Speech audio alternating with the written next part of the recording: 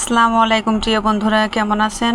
আশা করি ভালো আছেন। আলহামদুলিল্লাহ, আমিও ভালো আছি। চলে আসছে আপনাদের মাঝে আবারও একটা রান্নার ভিডিও নিয়ে। আমি আজকে রান্না করব পালং শাক এবং কই মাছ দিয়ে ঝোল রান্না করব।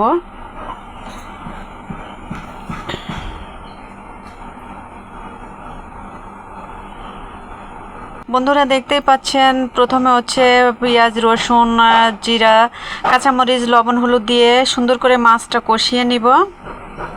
এরপর হচ্ছে মাছটা উঠিয়ে নিব। বন্ধুরা, এবার হচ্ছে পরিমাণ মতো ঝোলের পানিটা দিয়ে দিব। উতলে গেলে শাকটা দিয়ে দিব এর ভিতরে।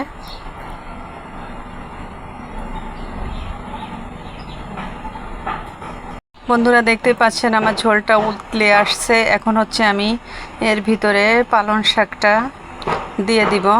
ঝোলের পানিটা পরিমাণ মতো দিতে হয়, অল্প করে, কারণ অল্প জালে হচ্ছে পালং শাকটা সেদ্ধ হয়ে যায়। আর শাকটা বেশি সেদ্ধ হলে সুন্দর লাগে না, কালারও ডিসকালার হয়ে যায়। এটা হচ্ছে সবুজ সবুজ থাকবে।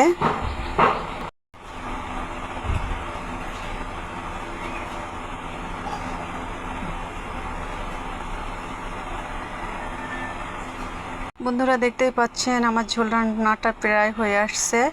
এর ভিতরে হচ্ছে পেঁয়াজ, রসুন এবং ধনিয়া জিরা ভেজে উঠিয়ে রাখছিলাম।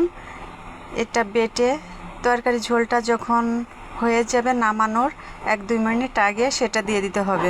আমি সেটা বেটে দিয়ে দিয়েছি। আমার ঝোলটা রান্না করা হয়ে আসছে। আমার রান্না যদি আপনাদের কাছে ভালো লেগে থাকে, লাইক কমেন্ট করে পাশে থাকবেন। ইনশাল্লাহ আমিও পাশে থাকবো। একা কখনো সফলতা অর্জন করা সম্ভব নয়।